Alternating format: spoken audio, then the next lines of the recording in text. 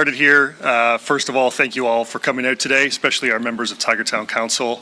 Obviously a very exciting day for us here, unveiling Ted Gouveia officially as the next general manager of the Hamilton Tiger Cats. Just a little housekeeping before we begin.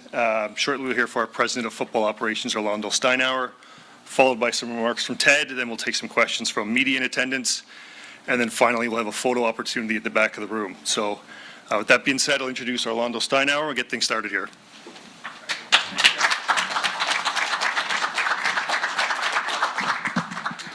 Wow, this is good. Thank you. First and foremost, thanks everybody for being here. Definitely really appreciate your genuine support. This is a big deal. This is an exciting day for us. And so after 3 weeks, early on, the process really started. And then an intense 2 weeks after that, it became very apparent that Ted was slowly separating himself and really stood out, and about how he just had a vision for what he wanted to do.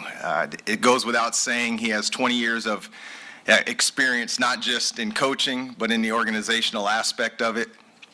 And Ted, his passion really shone through. And it wasn't just what he was going to bring on the field. He had a true passion for the community.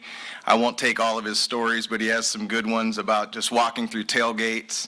And he really understood about the pride and tradition of being in Hamilton and Tiger Cat football. As we went through the process, Ted really, you could tell he attacked it. He was prepared. He wanted to be here. This is something that he's really earned this opportunity, and he also deserves this opportunity. And we're just excited about this day. This isn't about me. This is an exciting time for the Hamilton Tiger Cats, the whole organization. And Ted, he's a great storyteller. He's passionate. He's ready to hit the ground running, and I think you'll see that and you'll feel that when he gets up here on stage. So I'm not going to take any more time here. Happy to field questions along the way, but if everybody could just join me in welcoming Hamilton Tiger Cats' newest general manager, that's Ted Gouveia.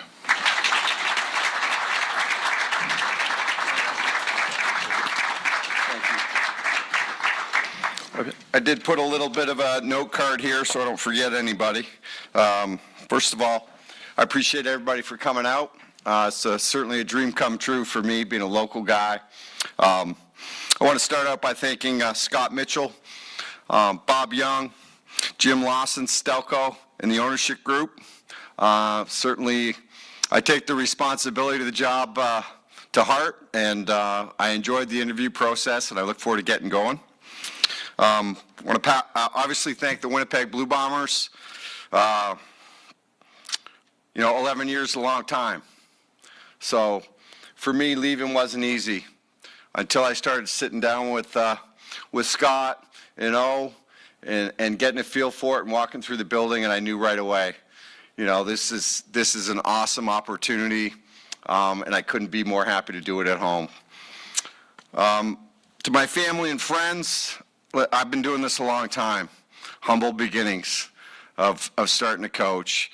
And, over the years, you make a lot of sacrifices doing what I do as a coach and a scout. And certainly the text messages after a tough loss or a big win help carry you through. So to my family members, I really appreciate it. To my mom and dad, for my father, my parents immigrated from South America.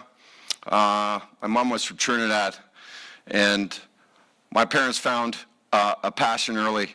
They always had great cup parties, and it was an annual thing. And I remember, when you're growing up, all the kids come together, and they had a Nerf football back then. They probably don't have them today because dogs eat them, but we were out there at halftime playing football, and every year we went to a great cup party, and I started to just love that. And of course, my dad took me to my first game here. At the time it was Ivor Wynne Stadium. To my mom, teaching the importance of sticking with your team. This is a real story. I was coaching with the Toronto Argonauts. My mom would call me before the game and say, "Oski wee wee." Okay? And you think it would bother you, and part of the time, like if we lost, it would bother me. But she stuck with her team, and it was a local team. Now, my dad was an Argonaut fan, which is interesting. In the family dynamics of things, so that's possible. But I really appreciate my parents and how they raised me to value hard work and to try and do the right thing. I don't think I'd be here without that message. To my partner, Jen, boy, it's a certain level of selfishness involved in this business that people don't understand. Behind every successful coach or somebody that's been able to do it a long time, it's their wives and their kids that make the difference. And people don't often see that, but I've seen the other way. So I am so lucky to have somebody that's willing to sit with me and yell at the television, get in the car if I'm going on a scouting trip, and remind me that if I've worked 28 days straight that it's time to go to a movie or have dinner together. I appreciate the guidance and the support from her. Goes a long way to being able to do a good job. Now, for you, those of you that don't know, I started coaching at a really young age, and I could go on forever, but I'm going to point out a couple things that really made a difference. And for young Canadians that are coaching, I hope you tune into this message. I'm here because of the Burlington Minor Football Association. When my parents allowed me to play football, because I was playing a lot of things, and my parents were smart. They didn't want to get up on Saturday mornings at 5:30 and take me to hockey practice. So they said I could go play football. And, I don't remember a lot about my times in the BMFA. I do remember this. Someone had to teach me how to put my gear on. I had no clue. I had wore hockey equipment to the first practice.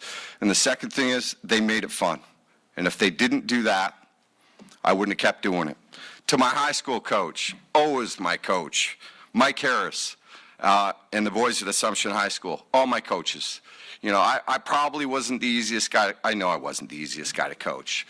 So for them to mentor me and to tolerate me when I was younger and to pull me along, that guy will always be my coach. I still have a relationship with him today. And if you're coaching high school football and you haven't heard it, thank you. For my opportunities with junior football in the CJFL, from playing, I didn't have the money to go to school. I worked full time, and I played junior football. And when I came home from coaching at Mount Allison, they gave me a call to go coach junior football. I did it for 3 years. I'm sure I'm going straight to heaven just for all that time put in right there with the CJFL. But awesome experience. We had 5 guys go on and play in the CFL. To Mount Allison University, to my teammates there, what a great experience. I wasn't the best player, I was the right guard some days, and oftentimes I was holding the bag, but they gave me an opportunity to coach. Small office, small school, small town, no excuses. We won, and that was incredible. That ride was incredible.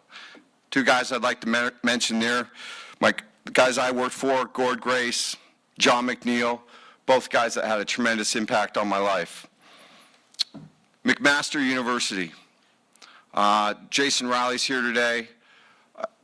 You know what? You're working so hard at the time, and when I interviewed for this job, it was the first time in a long time I hit the pause button to look backwards. I'm always looking forwards. There's just too much to do.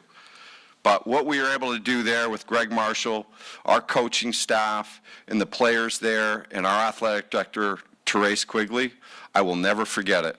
And I love my time on that campus and in Hamilton doing that. So it's one of the other reasons that keeps me motivated going.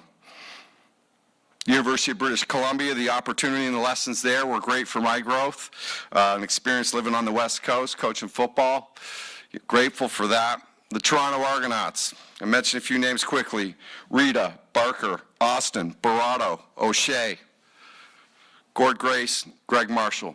Guys that have actually made a huge difference in my development as a young Canadian when there wasn't opportunities. We didn't even have the internet. I drove a lot of places to learn and talk ball. So for me, that's why I believe in the power of the sport and in our community. And I want to get a chance to help with that. But obviously the bulk of the workload right now is improving our football team. Now, I could tell a lot of stories, as you could probably tell. If you don't know me, I enjoy them. But I'm going to turn it over now to the Q&A and see what direction you guys want to take it. I appreciate it.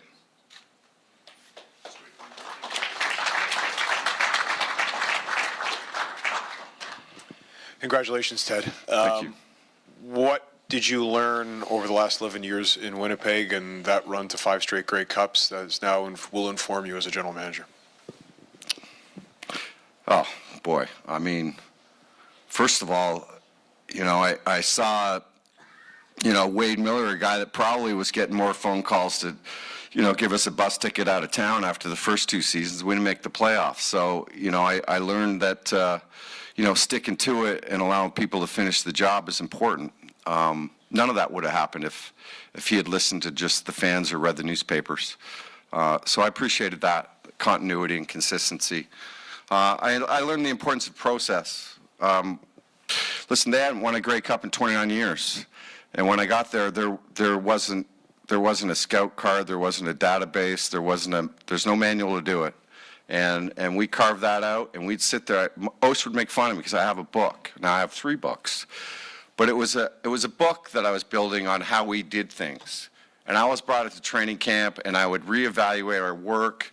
We'd go over an autopsy, without blame, right? Not trying to assign blame, but just to learn from it. So to create that environment and bring it here, I've got a pretty good blueprint.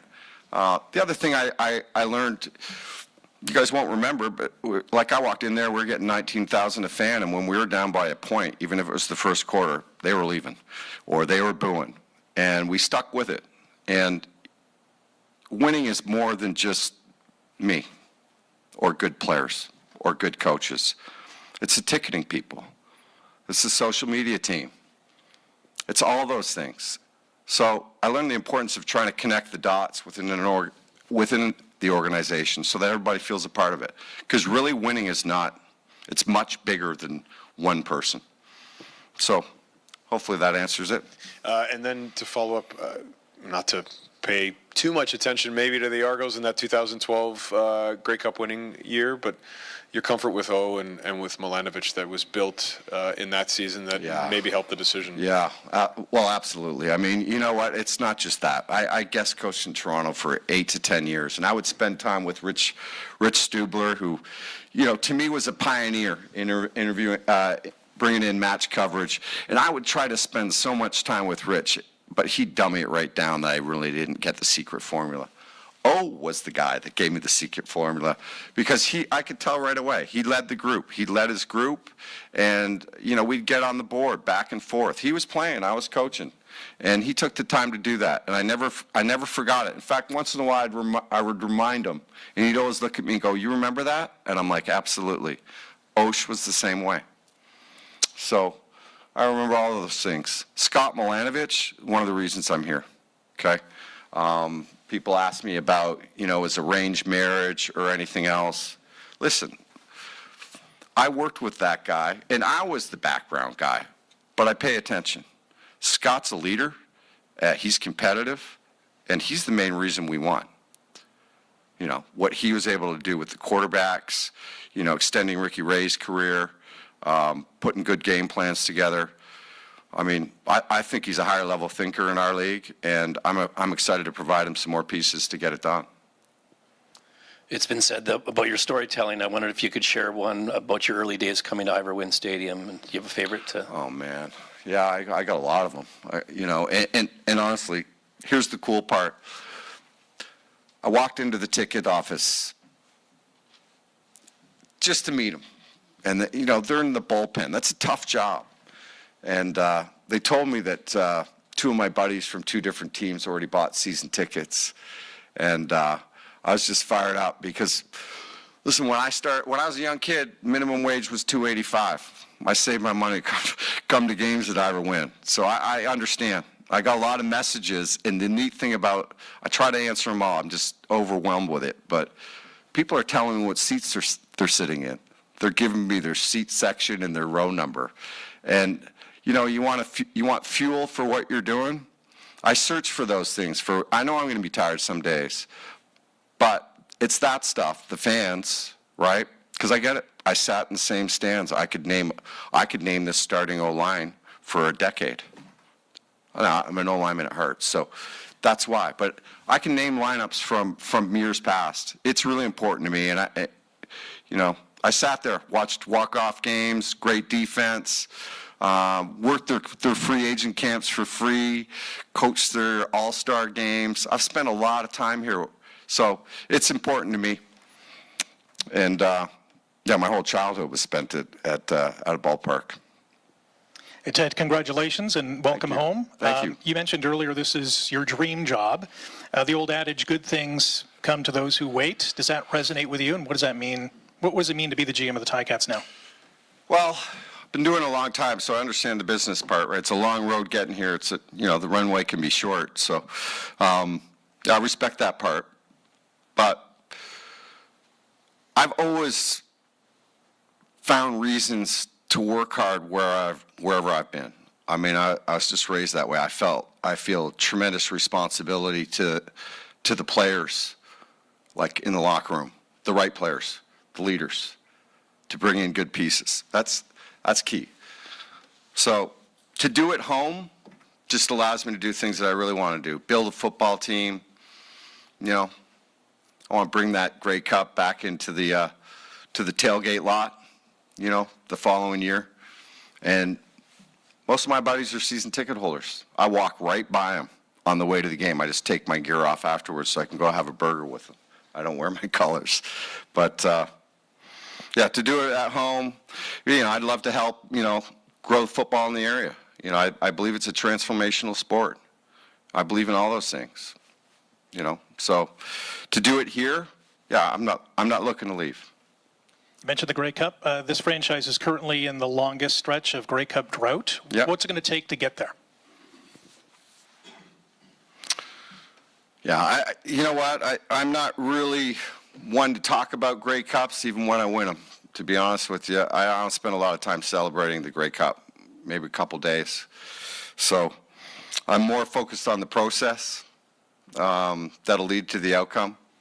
So that's where I really spend my energy. I think the Grey Cup is, it's the result of a lot of hard work by a lot of people, and it's the decisions that we make in the back room, the thousands of small decisions every day that get you there. So I'm more focused on that. But I will tell you this. I'm not numb to the situation. This year was the first time I looked up and saw 1999 as the last banner. My first call was to Danny McManus to ask if he was the quarterback. And we got a good chuckle. So, you know what the goal is? It's always to win the last game. That's the goal. What can you tell us about the first step in that process? First step in the process? Well, it started. I think it's, in fairness to everybody on this team, right? The tough part is there's always change, right? There's always going to be change in a football team. When you don't make the playoffs, there's probably a little bit more change, right? So in fairness to the players that are here, I need to do a deep dive in the roster. I'm going to reach out and talk to every one of them and try to make some of those tougher decisions early and build from there. Clearly, everyone saw Bo evolve as the season went on and was the East nominee for most outstanding player, but he is at a certain age. Yep. Do you kind of look at that? How do you evaluate that situation, seeing his growth in Scott's system, but knowing his age and knowing maybe the project that you want to build here? Well, it's a good question. I'm going to tell you, he's one of the reasons I came here. So I've seen him win and do some amazing things, and I saw him work through it. Scott's offense is not easy. So Bo was trained to read things a certain way, and I've coached in Scott's offense. I found it difficult. Bo's probably a lot smarter than me. He probably found it easier. But, for him to change his mindset of working with Dave Dickinson, who's also really good, but the reads are different, the playbook's different, it can take you a while to get back on track. So I'm evaluating Bo from the second part. What I'm really interested in doing is spending some time with Bo. He's the next call when this finishes, by the way. I tried to call him twice yesterday, but my phone kept blowing up. Is to talk to him about, there's one thing to win Grey Cups, right? I've been in 6 of them. I've won 3 of them. And they're all special, but there's nothing more special than doing it in a challenging environment where they're hungry for that. I mean, that first win, the first Grey Cup that you can bring to a new organization is unbelievable. So that's probably the conversations. He's won a lot too. But I think collectively we got a chance to do something amazing over the next little while. And given everything that happened in Winnipeg and the process and how that informed, do you look at this and do you say, okay, there's a certain timeline that whether you want to share that or not in terms of where you want to be, or is it kind of, listen, we'll evaluate and see where we are and we'll take it from there? No, there's no timeline. I mean, my wins are going to come tonight when I try to re-sign some players. My wins need to come on a daily basis. That's so far away. Like, I want to focus on something down here. I want to focus on winning the draft, free agency, hiring the best staff, meeting people in this building, trying to connect the dots for them of how important their roles are. Yeah, again, I appreciate the ask, but I know what the goal is. We're going to get there one day at a time. I don't want to get you in trouble re-tampering, but you mentioned Danny McManus. You guys Love have him. a lot of success in Winnipeg. Yep. Any wishes to bring him to Hamilton? Oh, boy, I think everybody would love to work with Danny McManus. You know what really my priority is? Meeting the people that put sweat equity into this building and getting to know them. I'd love to work with Danny, but I think there's probably, there's 8 other teams that would love to work with Danny. Anything else, guys? Okay, thank you very much. Thank you.